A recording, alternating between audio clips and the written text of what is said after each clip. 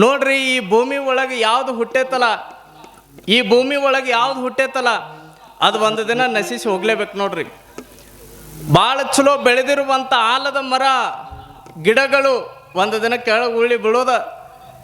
ಭಾಳ ಚಲೋ ನಾವು ಕಟ್ಟಿರುವಂಥ ಮನೆ ಒಂದು ದಿನ ಕೆಳಗೆ ಬೀಳೋದು ಅಪ್ಪಳಿಸ್ಕೊಂಡು. ಹುಟ್ಟಿರುವಂಥ 84 ಲಕ್ಷ ಕೋಟಿ ಜೀವರಾಶಿಗಳು ಕೂಡ ಒಂದಿಲ್ಲ ಒಂದು ದಿನ ಹೋಗುವ ಈ ಭೂಮಿಯನ್ನು ಬಿಟ್ಟು. ಆದರೆ ಇದರ ಮಧ್ಯದೊಳಗೆ ಬಹಳ ಚಲೋ ಲಕ್ಷದೊಳಗೆ ನೀವೆಲ್ಲರೂ ಕೂಡ ಇಟ್ಕೊಳ್ಬೇಕ. ಹುಟ್ಟಿದಾಗ ನಮಗೆಲ್ಲರಿಗೂ ಕೂಡ ತೊಟ್ಟಿಲು ಕಟ್ಟುತ್ತಾರೆ. ಹುಟ್ಟಿದಾಗ ಎಲ್ಲರಿಗೂ ತೊಟ್ಟಿಲು ಕಟ್ಟುತ್ತಾರೆ. ಮ್ಯಾಲ ಹೋದ ಮ್ಯಾಲ ಚಟ್ಟ ಕಟ್ಟುತ್ತಾರೆ. ಭಾಳ ಜನ ತೊಟ್ಟಿಲು ಕಟ್ಟೋರದಾರ, ಪಟ್ಟ ಕಟ್ಟೋರದಾರ, ಕೊನೆಗೆ ಚಟ್ಟ ಕಟ್ಟೋರದಾರ. ಈ ಪಟ್ಟ ಚಟ್ಟಗಳ ಮಧ್ಯದೊಳಗೆ ನಿಮಗೆ ನೆಟ್ಟಗ ಬದುಕು ಅನ್ನುವಂಥ ಮಾರ್ಗವನ್ನು ತೋರಿಸೋರು ಯಾರಾದರೂ ಇದ್ರೆ ಅದು ಗುರು ಮಾತ್ರ ಅನ್ನೋದನ್ನು ತಾವೆಲ್ಲರೂ ಕೂಡ ಮರಿಬಾರದ. ಗುರು ನೋಡ್ರಿ ಬಹಳ ಅದ್ಭುತವಾಗಿರುವಂಥ ಕಾರ್ಯವನ್ನು ಮಾಡ್ತಾನೆ. ನೋಡ್ರಿ, ಈ ಭೂಮಿ ಒಳಗೆ ನಮ್ಮ ಶರಣರು ಹೆಂಗೆ ಬದುಕಿದ್ರು ಅಂದ್ರೆ ಬಹಳ ಅದ್ಭುತವಾಗಿ ಬದುಕಿದ್ರು ಅವರು. ನಾಳೆ ಬಪ್ಪದು ನಮಗಿಂದೆ ಬರಲಿ, ಹಿಂದೆ ಬರುವುದು ನಮಗೀಗಲೇ ಬರಲಿ, ಆಗ ಈಗ ಎನ್ನದಿರು ಚೆನ್ನ ಮಲ್ಲಿಕಾರ್ಜುನ ಅಂತ ಎಷ್ಟು ಅದ್ಭುತವಾಗಿರುವಂಥ ಮಾತುಗಳನ್ನು ಹೇಳಿದ್ರು ಅವರು. ನಾವು ನೋಡ್ರಿ, ಸಾವು ಅಂದ್ರೆ ಹಿಂಜರಿತೀವಿ ನಾವು. ನಿನ್ನೆ ಬರೀ ಸಾವಿನ ಬಗ್ಗೆ ನಿನ್ನೆ ಭಾಳ ಒಂದು ತಾಸು ಪ್ರವಚನ ಆತ ಅಜ್ಜವ್ರದ್ದು. ಭಾಳ ಜನರ ಮುಖ ನೋಡಕತ್ತೀನಿ ಹಿಂಗಾಗಿದ್ದವು ಸಪ್ಪಗ. ಯಾಕ್ರಿ ಅಪ್ಪವ್ರ ನಮ್ಗೆ ಯಾಕೆ ಸಾವಿನ ಕಡೆ ಕರ್ಕೊಂಡು ಹೊಂಟ್ರಿ ಅನ್ನೋ ಬಗ್ಗೆನೂ ಸ್ವಲ್ಪ ಜನ ಇದ್ರಿ. ನೋಡ್ರಿ, ಸಾವು ಅಂದ್ರೆ ಹಿಂಜರಿತೀವಿ ನಾವು. ಆದರೆ ನಮ್ಮ ಯೋಗಿಗಳು ಮಹಾತ್ಮರು ನಾಳೆ ಬಪ್ಪದು ನಮಗೆಂದೇ ಬರಲಿ ಅಂತ ಹೇಳಿದ್ರು ಅವರು. ನಾಳೆ ಬರುವಂತ ಸಾವನ್ನ ಹಿಂದ ಬರಲಿ.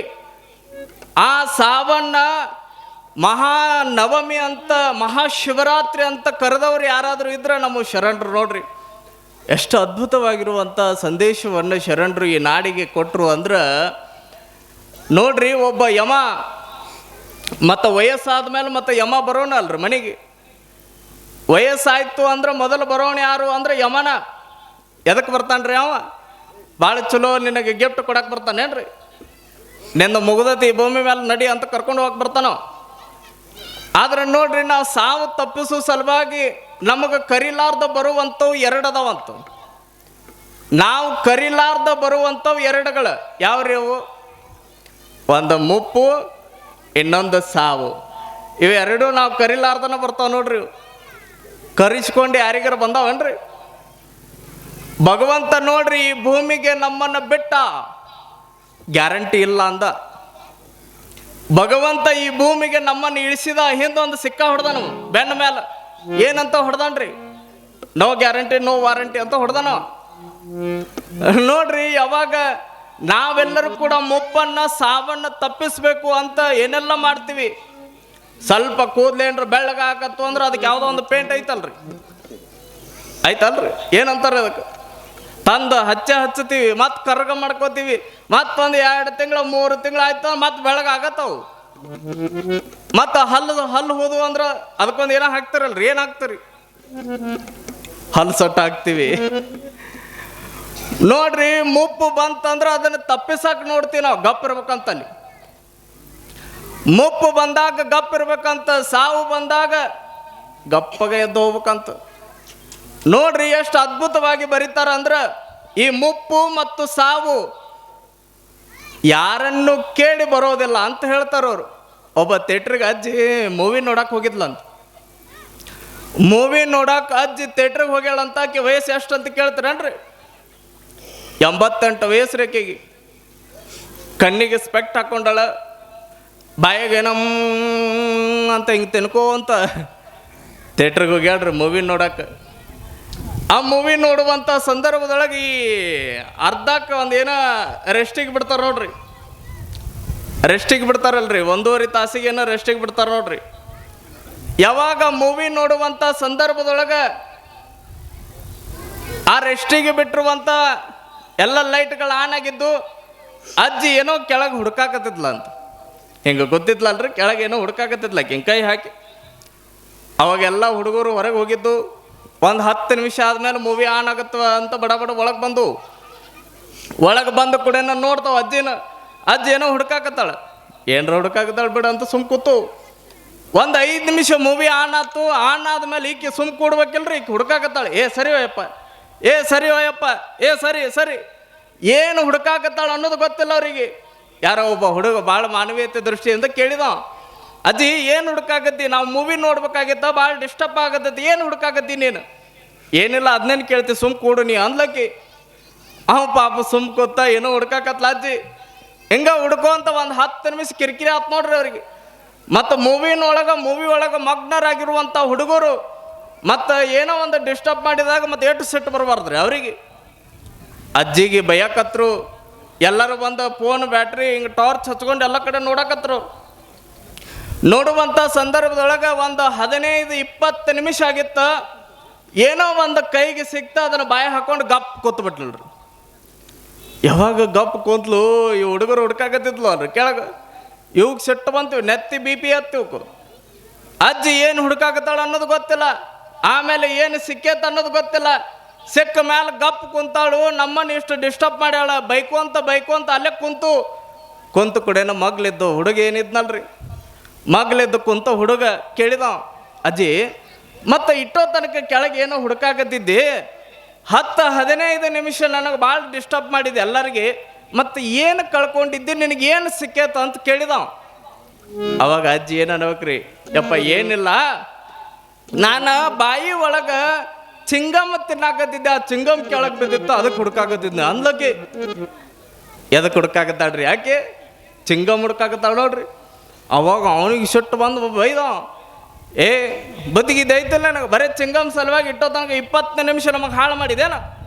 ಅವಾಗ ಆಕೆ ಏನು ಅನ್ಬೇಕ್ರಿ, ಅಪ್ಪ ಬರೀ ಚಿಂಗಮ್ ಕಳೆದಿದ್ದಲ್ಲ, ಆ ಚಿಂಗಮ್ ಜೊತೆಗೆ ಹತ್ತಿ ಆ ಹಲ್ಲು ಸಟ್ಟು ಕೆಳಗೆ ಬಿದ್ದಿತ್ತು ಅಂದ್ಲಕ್ಕೆ. ನೋಡ್ರಿ, ನಾವೆಲ್ಲ ಮುಪ್ಪು ತಬ್ಸಾಕ ಹಲ್ಲು ಸಟ್ಟು ಹಾಕೊಂಡ್ರು, ಬಹಳ ಚಲೋ ತಲೆಗೆ ಪೇಂಟ್ ಹೊಡ್ಕೊಂಡ್ರು, ಏನೇನೋ ಬಂದಾವು, ಕಿವಿ ಒಳಗೆ ಇಯರ್ಫೋನ್, ಅದೇನೋ ಸೌಂಡ್ ಹೊರಗಿನ ಕೇಳ್ತತ. ಏನೆಲ್ಲ ತಂತ್ರಜ್ಞಾನಗಳು ಮುಂದುವರೆದ್ರು ಕೂಡ ಆ ಭಗವಂತನ ನೋ ಗ್ಯಾರಂಟಿನ ಅನ್ನೋದೈತಲ್ರಿ, ಅದನ್ನು ತಪ್ಸಕ್ಕೆ ಸಾಧ್ಯನೇ ಇಲ್ಲ ನೋಡ್ರಿ.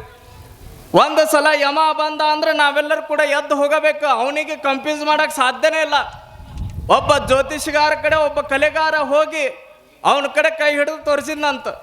ಜ್ಯೋತಿಷಿಗಾರ, ನನ್ನ ಭವಿಷ್ಯ ಏನು, ನನ್ನ ಭವಿಷ್ಯ ಮುಂದೆ ಹೆಂಗಿರ್ಬೋದು ಹೇಳ್ರಿ ಅಂದಾಗ, ಆ ಜ್ಯೋತಿಷಿಗಾರ ಕೈ ಹಿಡಿದ್ರಂತ, ಕಲೆಗಾರಂದು ದೊಡ್ಡ ಶಿಲ್ಪಿಗಾರ ಕೈ ಹಿಡಿದು ಹೇಳ್ತಾರಂತವ್ರು, ನೋಡಪ್ಪ ನಿನ್ನ ಭವಿಷ್ಯ ಭಾಳ ಉಜ್ವಲ ಐತೆ, ಮುಂದೊಂದು ದಿನ ಈ ನಾಡಿಗೆ ಬಹುದೊಡ್ಡನಾಗಿ ಬೆಳಗ್ತೀನಿ, ಮುಂದೆ ಬಹುದೊಡ್ಡ ಶಿಲ್ಪಿಗಾರನಾಗಿ ಬೆಳಗ್ತಿ. ಆದ್ರೆ ಅಂದ್ರೆ ನೋಡ್ರಿ ಅವರು, ನೀನು ಹೇಳಿನಲ್ರಿ ಆದ್ರ ಕತಿ, ಯವ್ವ ಮ್ಯಾಲೆ ನೋಡ್ಬೇಡ್ರಿ ಮಳೆ ಬರ್ತದದು, ನನ್ನ ಪ್ರವಚನ ಮುಗಿಯೋವರೆಗೂ ಬರಂಗಿಲ್ಲ ಅದು, ಈ ಕಡೆ ತಿರುಗ್ರಿ. ಗಾಳಿ ಬೀಸೋದು ಯಾವ ಮ್ಯಾಲೆ ನೋಡಕತ್ತಾರ, ಬಾ ಬಾ ಬಾ ಬಾ ಅನ್ನಕತ್ತಿರ್ತಾರೆ ಸ್ವಲ್ಪ ಜನ, ಗಪ್ಪಾಗ ಊಟ ಹೊಡೆದು ಹೊಕ್ಕಿ ನಾವಂತ. ಅದ್ರಾಗ ನೋಡ್ಬೇಕು, ನಾನು ಕೇಳಿದ್ದಲ್ರಿ ಇದು ವಿಶೇಷ ಊಟ ರೀ, ಅದ್ರಾಗ ಪ್ರಸಾದ. ನೀವಂತೂ ನಾ ಅನ್ಕೊಂಡೆ, ಇವತ್ತು ಮಂಜೂರಿ ಹೇಳೋದು ನೋಡಿ ನಾ ಅನ್ಕೊಂಡೆ ನನ್ನ ಪ್ರವಚನಕ್ಕೇನು ಬರಂಗಿಲ್ಲ ಬಿಡ್ರಿ, ಅವ್ರ ಜನ ಬರೀ ಉಣ್ಣಾಕ ಬರ್ತಾರ ಅಂದೆ ನಾನು. ಹಂಗೇನಿಲ್ಲ ಅಲ್ರಿ ಅವ, ಹಂಗೇನಿಲ್ಲ. ಅವು ನೋಡೋಕೆ ಇವತ್ತೇನ್ರಿ ಬಾಲುಷ್ಯ ಐತಲ್ರಿ ಇವತ್ತು, ಅದ್ಭುತ ಬಾಲುಷ್ಯ. ಒಂದು ದಿನ ಬಾದಾಮಿ ಪುರಿ, ಒಂದು ದಿನ ಜಿಲೇಬಿ ತಿನ್ಲಾರ್ದವ್ರಿಗೆ ಈಗ ಬಾಯಿಗೆ ನೀರು ಬರಕತ್ವೇನ್ರಿ. ನಾನು ಕೇಳಿ ಆಶ್ಚರ್ಯ ಅದ ರೀ. ನೋಡ್ರಿ, ವೆರೈಟಿ ಪ್ರಸಾದ, ಬರೇ ಜ್ಞಾನದ ಬುತ್ತಿ ಅಟ್ಟ ಅಲ್ಲ, ಹಟ್ಟಿ ಬುತ್ತಿಯನ್ನು ಆನಂದವಾಗಿ ಸ್ವೀಕಾರ ಮಾಡ್ರಿ ಅಂತ ಅಮರಗೋಳದ ಎಲ್ಲ ಕಮಿಟಿಯವರು ನಿಮಗೆ ಅದ್ಭುತವಾಗಿರುವಂಥ ಪ್ರಸಾದವನ್ನು ಕೊಡಕತ್ತಾರಲ್ರಿ. ಇದಕ್ಕಿಂತ ದೊಡ್ಡ ಜಾತ್ರೆ ಯಾವುದೈತ್ರಿ? ಪ್ರಸಾದದ ಜಾತ್ರೆ ಮುಂದೆ ಯಾವುದೂ ಇಲ್ಲ ಅಂತ. ದಾನಗಳಲ್ಲಿ ಅತಿ ಶ್ರೇಷ್ಠವಾಗಿರುವಂಥ ದಾನ ಯಾವುದ್ರಿ? ಪ್ರವಚನ ದಾನ ಏನು ಯಾವುದ್ರಿ? ದಾಸೋಹ ಪ್ರಸಾದ, ಅದಾಗ ದೊಡ್ಡದು ನೋಡ್ರಿ. ಯಾವಾಗ ಆ ಶಿಲ್ಪಿಗಾರ ಕೈ ಹಿಡಿದು ತೋರಿಸಿರುವಂಥ ಸಂದರ್ಭದೊಳಗೆ ಆ ಜ್ಯೋತಿಷಿಗಾರ ಹೇಳಿದ್ರಂತ, ಮುಂದೊಂದು ದಿನ ಅದ್ಭುತ ಶಿಲೆಗಾರನಾಗಿ ನೀನು ಬೆಳಗ್ತಿಪ್ಪ, ಆದ್ರೆ ಬರೀ ಕೇವಲ 11-12 ವರ್ಷಕ್ಕೆ ನಿನ್ನ ನಾಶವಾಗ್ತದ, ನೀ ಸತ್ತು ಹೊಕ್ಕಿ, ಭೂಮಿಯನ್ನು ಬಿಟ್ಟು ಹೊಕ್ಕಿ ಅಂತ ಹೇಳಿರುವಂಥ ಸಂದರ್ಭದೊಳಗೆ ಶಿಲ್ಪಗಾರನಿಗೆ BP ಹತ್ತು ನೋಡ್ರಿ. ಸಿಟ್ಟು ಬಂತು, ಇವ್ ಯಾರೀ ಜ್ಯೋತಿಷಿಗಾರ, ನನಗೆ ಸಾಯ್ತಾನ ಅನ್ನಕತ್ತಾರ. ನಾ 11 ವರ್ಷ 12 ವರ್ಷ ಅಲ್ಲ, ನನ್ನ ಜೀವನದೊಳಗೆ 80 ವರ್ಷ ಮ್ಯಾಲ ಬದುಕ್ತೀನಿ ಅಂತ ಜ್ಯೋತಿಷಿಗಾರ ಚಾಲೆಂಜ್ ಹಾಕಿದ್ನಂತ ನೋಡ್ರಿ. ಹೆಂಗಿರ್ತಾವ ಅಂದ್ರೆ ಯಾವಾಗ ಜ್ಯೋತಿಷ್ಗಾರಿಗೆ ಚಾಲೆಂಜ್ ಹಾಕಿದ ಹೋದ ನೋಡ್ರಿ ಮನೆಗೆ ಹೋಗಿ ತನ್ನ ಹತ್ರ ದೊಡ್ಡ ದೊಡ್ಡ ಪಂಡಿತರನ್ನ ಇಟ್ಕೊಂಡ ಅಂತ ಬಡಕ್ಕನೆ ಏನರ ಆರಾಮ್ ತಪ್ಪಿದ್ರೆ ಒಬ್ರು ಡಾಕ್ಟ್ರನ್ನ ಇಟ್ಕೊಂಡ, ಏನರ ಆತಂದ್ರೆ ಎಂತೆಂಥ ಕಾಲು ಹೋಯ್ತಂದ್ರೆ ಕಾಲು ಕೂಡ್ಸಾಕ ಒಬ್ರನ್ನ ಇಟ್ಕೊಂಡ, ಕೈ ಹೋತಂದ್ರೆ ಕೈ ಕೂಡ್ಸಾಕ ಒಬ್ರನ್ನ ಇಟ್ಕೊಂಡ, ಕಣ್ಣು ಹೋತಂದ್ರೆ ಕಣ್ಣು ಕೂಡ್ಸಾಕ ಒಂದಿಷ್ಟು ಇಟ್ಕೊಂಡ, ತನ್ನ ರಕ್ತ ಯಾವ್ದೈತ ಅಂತ ರಕ್ತ ಅದ ಪಾಸಿಟಿವ್ ರಕ್ತದ ಒಂದಿಷ್ಟು ಜನ ತನ್ನ ಹತ್ರ ಇಟ್ಕೊಂಡ, ಎಲ್ಲ ಇಟ್ಕೊಂಡು 11 ವರ್ಷ ಸಲುಕೊಂತ ಕೂತ ನೋಡ್ರಿ. ಒಟ್ಟು ನನಗೇನಾಗಬಾರ್ದು ಹಿಂಗೆ ಕಾಯ್ಕೊಂತ ಕುಳಿತಿರುವಂಥ ಸಂದರ್ಭದೊಳಗೆ 1 ವರ್ಷ 2 ವರ್ಷ 3 ವರ್ಷ 10 ವರ್ಷ ಕಳೆದು ಹೋತು. ಅವಾಗ ಅವನು ವಿಚಾರ ಮಾಡಿದ, ಕೇವಲ ಇನ್ನು 1 ವರ್ಷ ಉಳಿದೈತ, ಭಗವಂತನ ಲೀಲೆ ಹೆಂಗಿರ್ತದ ಗೊತ್ತಿಲ್ಲ, ಆದ್ರೆ ಭಗವಂತರ್ಗ ಕಂಪ್ಯೂಸ್ ಆಗುವಂಗ ನಾವು ಬದುಕ್ಬೇಕು ಅನ್ಕೊಂಡ. ಹೆಂಗ್ರಿ ಅದ ಭಗವಂತ ಕಂಪ್ಯೂಸ್ ಆಗುವಂಗ ಬದುಕೋದು? ಅವನು ವಿಚಾರ ಮಾಡಿ ಮೊದಲ ದೊಡ್ಡ ಶಿಲ್ಪಿಗಾರ ಅಲ್ರಿ, ತನ್ನಂತೆ 100 ಮೂರ್ತಿಗಳನ್ನು ರೆಡಿ ಮಾಡಿದ ನೋಡ್ರಿ. ಇವತ್ತು ನಾನು ಅಲ್ಲಿ ಹೋಗಿರುವಂಥ ಸಂದರ್ಭದೊಳಗೆ ನನ್ನ ಜೊತೆಗೆ ರಾಜು ಬಂದಿದ್ರು ರಾಕ್ ಗಾರ್ಡನಿಗೆ. ಅಲ್ಲಿ ಎಷ್ಟು ಅದ್ಭುತವಾಗಿರುವಂಥ ಮೂರ್ತಿಗಳನ್ನು ತಯಾರು ಮಾಡ್ಯಾರ ಅಂದ್ರೆ ಆ ಶಿಲ್ಪಿಗಾರಿಗೂ ಒಮ್ಮೆ ಕೃತಜ್ಞತೆ ಸಲ್ಲಿಸ್ಬೇಕು. ಯಾಕೆ ಸಲ್ಲಿಸ್ಬೇಕು ಅಂದ್ರೆ ಎಷ್ಟು ಅದ್ಭುತ ಅದಾವ ಅಂದ್ರೆ, ಯಾರೋ ಒಬ್ಬ ವ್ಯಕ್ತಿ ಪೊಲೀಸ್ ಹಿಡ್ಕೊಳಕ್ ಹೋದ್ರೆ ಆ ಪೊಲೀಸಿಗೆ ತಪ್ಪಿಸಿ ಕಳ್ಳ ಅದ್ರ ಬಾಜು ಹೋಗಿ ಕುಂತ್ರೆ ಯಾರೋ ಇದ್ರ ಒಳಗೆ ಮನುಷ್ಯ ನಿಜವಾದ ಮನುಷ್ಯ ಅಂತ ಕನ್ಫ್ಯೂಸ್ ಆಗ್ಬೇಕು. ಹಂಗ ಅಷ್ಟು ಅದ್ಭುತವಾಗಿರುವಂಥ ಮೂರ್ತಿಗಳು ಎಲ್ಲಿದಾವ ಅಂದ್ರೆ ರಾಕ್ ಗಾರ್ಡನ್ ಒಳಗದಾವ. ಹೌದಲ್ರಿ? ನೋಡ್ರಿ, ಒಬ್ಬ ಶಿಲ್ಪಿಗಾರನ ಕಡೆ ಎಷ್ಟು ಅದ್ಭುತವಾಗಿರುವಂಥ ಕಲೆ ಇರ್ತದ ಅಂದ್ರೆ, ನಾನು ಹೀಗೆ ಪುನಾದೊಳಗೆ ಹೋಗಿರುವಂಥ ಸಂದರ್ಭದೊಳಗೆ ನನ್ನ ಗುರುಗಳ ಮೂರ್ತಿ ಮಾಡ್ಸಕ್ ಹೋಗಿದ್ದೆ. ನಾನು ಆ ಗುರುಗಳ ಮೂರ್ತಿ ಮಾಡಿಸುವಂಥ ಸಂದರ್ಭದೊಳಗೆ ಎಷ್ಟು ಅದ್ಭುತವಾಗಿ ಮಾಡಿದ ಅಂದ್ರೆ, ನಮ್ಮ ಗುರುಗಳು ಹಿಂಗ ಕುಂತಾರೇನೋ ಅನ್ನುವಷ್ಟ್ರ ಮಟ್ಟದೊಳಗೆ ಶಿಲ್ಪಿಗಾರ ಕಲೆಯನ್ನು ಬಿಡಿಸಿದ್ ನಾವು. ಅಷ್ಟು ಅದ್ಭುತವಾಗಿರುವಂಥ ಕಲೆಗಾರ ಈ ನಾಡಿನೊಳಗದಾರಲ್ರಿ. ನೋಡ್ರಿ, ಯಾವಾಗ ಭಗವಂತಗ ಒಂದು ಕ್ಷಣ ಕನ್ಫ್ಯೂಸ್ ಆಗಬೇಕು ಅಂತ ತನ್ನಂತೆ ಇರುವಂಥ 100 ಮೂರ್ತಿಗಳನ್ನ ರೆಡಿ ಮಾಡಿದ. 100 ಮೂರ್ತಿಗಳನ್ನು ರೆಡಿ ಮಾಡಿ 1 ವರ್ಷ ಕಷ್ಟಪಟ್ಟು ಆ 100 ಮೂರ್ತಿಗಳನ್ನು ಹಿಂಗಿಟ್ಟ ನೋಡ್ರಿ. ಅದ್ರ ಮಧ್ಯದೊಳಗೆ ಹೋಗಿ ನಿಂತ. ನಿಂತು ಕೂಡೇನ ಭಗವಂತ ಕಂಪ್ಯೂಸ್ ಹಾಕನೇನ್ರಿ? ಭಗವಂತ ಕಂಪ್ಯೂಸ್ ಹಾಕಣ? ನಮ್ಗೇನು ಗೊತ್ತ್ರಿ ಅಪ್ಪವ್ರ, ನಾವೇನು ಅಲ್ಲಿದ್ವೇನ್ರಿ ಭಗವಂತನ ಸಾಲೊಳಗೆ ಅಡಾಕತಿರ್ತೀರಿ ನೀವು. ನೋಡ್ರಿ, ಯಾವಾಗ ಯಮ ಬಂದ ಕರ್ಕೊಂಡು ಹೋಗಬೇಕು ಅಂತ ಯಮ ಬಂದಿರುವಂಥ ಸಂದರ್ಭದೊಳಗೆ ಹಿಂಗೆ ಬಂದ ನೋಡ್ತಾನ 100 ಮೂರ್ತಿಗಳು ಒಂದೇ ರೀತಿ ಒಳಗದವು. ಅದ್ರ ಮಧ್ಯದೊಳಗೆ ಎಲ್ಲಿ ಅಡಗಿಕೊಂಡ ಕುಂತಾನ, ಎಲ್ಲಿ ನಿಂತಾನ ಒಂದು ಗೊತ್ತಿಲ್ಲ. ಅವ ಯಮನ ಕನ್ಫ್ಯೂಸ್ ಆದ ಒಂದು ಕ್ಷಣ. ಇದೇನಿದ ಭಗವಂತಗೆ ಹುಚ್ಚಿಗಿಚ್ಚು ಹಿಡ್ದಾನೆ, ತೆಲಿಗಿಲಿ ಕೆಟ್ಟತಾನ, ಏನಿದ ಒಬ್ಬರಂಗ ಒಬ್ರಿಲ್ಲ ಅಂತ ನನ್ನ ಮುಂದೆ ಬೊಗಳ್ತಾನ ಭಗವಂತ. ಆದ್ರೆ ಇಲ್ಲಿ ನೋಡಿದ್ರೆ 100 ಜನರನ್ನು ಒಂದೇ ರೀತಿ ಒಳಗೆ ತಯಾರು ಮಾಡಲ್ಲ ಅಂದ ಯಮ. ಅವಾಗ ಯಮ ಹೆಂಗ ಕನ್ಫ್ಯೂಸ್ ಆಗಿ ಅಡ್ಡಾಡಿ ಹೋದ ನೋಡ್ರಿ ಶಿವನ ಕಡೆ. ಏ ಭಗವಂತ, ಏನು ನೀ ಒಬ್ಬರಂಗ ಒಬ್ಬರ ಸೃಷ್ಟಿ ಮಾಡಿಲ್ಲ ಅಂತ ಈ ಭೂಮಿ ಮಾತಾಡ್ತದ, ಈ ಭೂಲೋಕ ಮಾತಾಡ್ತದ. ಆದ್ರೆ ಒಂದು ಕಡೆ ಒಬ್ಬನ್ನ ಕರ್ಕೊಂಡು ಬರಕ್ಕೆ ಹೋಗುವಂತ ಸಂದರ್ಭದೊಳಗ 100 ಜನರನ್ನ ಒಂದೇ ರೀತಿ ಒಳಗೆ ಈ ಭೂಮಿಗೆ ಸೃಷ್ಟಿ ಮಾಡಿಯಲ್ಲೋ. ಅವಾಗ ಶಿವನ ಕನ್ಫ್ಯೂಸ್ ಆದ್ ನೋಡ್ರಿ, ನಾನು ಹಂಗ ಸೃಷ್ಟಿ ಮಾಡೇ ಇಲ್ಲಲ್ಲ, ಯಾರಿರ್ಬೋದು ನೋಡ್ಬೇಕಂತ ಯಮನ ಕೈ ಹಿಡ್ಕೊಂಡು ಬಂದ್ ನೋಡ್ರಿ ಭೂಲೋಕಕ್ಕೆ. ಯಾವಾಗ ಭೂಲೋಕಕ್ಕೆ ಬಂದ ಅಲ್ಲಿ 100 ಮೂರ್ತಿಗಳಿದ್ದು. ಆ 100 ಮೂರ್ತಿಗಳನ್ನ ಯಮ ಮತ್ತು ಶಿವ ಹಿಂಗೆ ನೋಡ್ಕೋತ ನಿಂತಿದ್ರು. ನೋಡ್ಕೊಂತ ನಿಂತಿರುವಂಥ ಸಂದರ್ಭದೊಳಗೆ ಶಿವ ಬಹಳ ಜಾಣ ಆತ. ಸ್ವಲ್ಪ ಮುಂದುವರೆದು ಹೇಳ್ತಾನ, ಎಷ್ಟು ಅದ್ಭುತ ಮೂರ್ತಿಗಳದಾವಲ್ಲ, ಎಷ್ಟು ಅದ್ಭುತ 100 ಮೂರ್ತಿಗಳನ್ನು ರೆಡಿ ಮಾಡ್ಯಾರಲ್ಲ. ಇಂಥ 100 ಮೂರ್ತಿಗಳನ್ನ ರೆಡಿ ಮಾಡಿರುವಂಥ ಪುಣ್ಯಾತ್ಮ ಯಾರಪ್ಪ ಅಂತ ಇಷ್ಟು ಅನ್ನೋದ ತಡ ನಾನಂತ ಕೈ ಎತ್ತಿ ನೋಡ್ರಿ, ನಡು ಮಧ್ಯದೊಳಗೆ ನಿಂತೋ. ಮನುಷ್ಯನಿಗೆ ಸ್ವಾರ್ಥ ಅನ್ನೋದು ಭಾಳ ದೊಡ್ಡದು ನೋಡ್ರಿ. ಈ ಅಹಂ ಸ್ವಾರ್ಥ ಎಷ್ಟಿರ್ತದ ಅಂದ್ರೆ ನೋಡ್ಬೇಕು ನೀವು. ಒಬ್ರೊಬ್ರು ಹೇಳಕತ್ತಿರ್ತಾರ, ಅಪ್ಪೋರ ಈ ಬಿಲ್ಡಿಂಗ್ ನಾನ ಕಟ್ಟಿ ನೋಡ್ರಿ, ಅಪ್ಪೋರ ಇದನ್ನ ನಾನ ಮಾಡಿ ನೋಡ್ರಿ, ಇದನ್ನ ನಾನ ಮಾಡಿ ನೋಡ್ರಿ, ಇದೆಲ್ಲ ಆಗ್ಬೇಕಂದ್ರೆ ನನ್ನಿಂದ ಕಾರ್ ನೋಡ್ರಿ ಅಂತ ಒಂದು ಜನ ಹೇಳಕತ್ತಿರ್ತಾರೆ.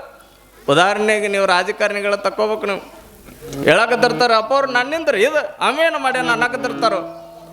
ನೋಡ್ರಿ, ಮನುಷ್ಯನಿಗೆ ಎಷ್ಟು ಸ್ವಾರ್ಥ ಅಂದ್ರೆ ಇಷ್ಟೇನು ನೀವು ಅದ್ಭುತವಾಗಿರುವಂತ ಕಾರ್ಯಕ್ರಮ ಮಾಡಕತ್ತಿರ್ತೀರಿ, ಇಲ್ಲಿ ಇದ್ದವ್ರಿಗೆ ಅಟ್ಟ ತಿಳಿತದ. ಇಲ್ಲೇನು ವೇದಿಕೆ ಮೇಲೆ ಅದಾರ, ಕಮಿಟಿಯವ್ರು ಅದಾರ, ಇವ್ರಿಗೆ ಅಟ್ಟ ಗೊತ್ತಿರ್ತದ. ಏನು ಗೊತ್ತಿರ್ತದ ಅಂದ್ರೆ ಒಂದು ಹೆಸರು ಮಿಸ್ ಆತು ಅಂದ್ರೆ ಇಷ್ಟೆಲ್ಲ ಕಾರ್ಯಕ್ರಮ ಮಾಡಿರುವಂತ ಸಂದರ್ಭದೊಳಗೆ ಬರೀ 2,000 ರೂಪಾಯಿ ಕೊಟ್ಟವ್ರದ್ದು ಒಂದು ಹೆಸರು ಮಿಸ್ ಆತಂದ್ರ ಎಂದೂ ಬರದೇ ಇರುವಂತ ಕಾರ್ಯಕ್ರಮಕ್ಕೆ ಮಾರನೇ ದಿನ ಬಡಿಗೆ ಹಿಡ್ಕೊಂಡು ಬಂದಿರ್ತಾನ. ಏನ್ ಹಿಡ್ಕೊಂಡು ಬಂದಿರ್ತಾನ್ರಿ? ಬಡಿಗೆ ಹಿಡ್ಕೊಂಡು ಬಂದಿರ್ತಾನ. ಮನುಷ್ಯನಿಗೆ ನೋಡ್ರಿ, ನಾ ಅನ್ನೋದೇನೈತಿ ನೋಡ್ರಿ, ಸ್ವಾರ್ಥ ಇದು ಬಹಳ ಐತದ. ಈ ಭೂಮಿ ಒಳಗ ಮನುಷ್ಯರೆಲ್ಲರೂ ಕೂಡ ಕೇವಲ ಸ್ವಾರ್ಥದಿಂದ ಬದುಕಾಕತ್ತಾರ. ನಿಸ್ವಾರ್ಥದ ಕಾಯಕವನ್ನ ಮಾಡ್ರಿ, ನಿಸ್ವಾರ್ಥದ ಜೀವನವನ್ನ ಮಾಡ್ರಿ, ನಿಸ್ವಾರ್ಥದ ಸೇವೆಯನ್ನು ಮಾಡ್ರಿ ಅಂತ ಈ ಭೂಮಿಗೆ ಸೇವೆಯ ಪ್ರತಿಫಲವನ್ನ, ದಾಸೋಹದ ಪ್ರತಿಫಲವನ್ನ, ಕಾಯಕದಿಂದ ಬಂದಿರುವಂತ ಪ್ರತಿಫಲವನ್ನ ಈ ನಾಡಿಗೆ ಅದ್ಭುತವಾಗಿ ತಿಳಿಸಿಕೊಟ್ಟವ್ರು ಯಾರಾದ್ರೂ ಇದ್ರ ಅದು ವಿಶ್ವಗುರು ಬಸವಣ್ಣನವರ 12ನೇ ಶತಮಾನ ಅನ್ನೋದು ತಾವೆಲ್ಲರೂ ಕೂಡ ಮರಿಬಾರದು. 12ನೇ ಶತಮಾನ ಎಷ್ಟು ಅದ್ಭುತವಾಗಿರುವಂತ ಕಾರ್ಯವನ್ನ ಮಾಡ್ತಾರೆ. ಈ ನಾಡಿಗೆ ನೋಡ್ರಿ ಎಷ್ಟು ಅದ್ಭುತವಾಗಿರುವಂತ ಕಾಯಕ ಸಿದ್ಧಾಂತವನ್ನ ಕೊಡ್ತು, ಅದರ ಜೊತೆಗೆ ವಚನ ಸಾಹಿತ್ಯವನ್ನ ಕೊಡ್ತು. ನಿಮಗೆಲ್ಲ ಬಹಳ ಹೆಮ್ಮೆ ಆಗಬೇಕು. ಈ ನಾಡಿನ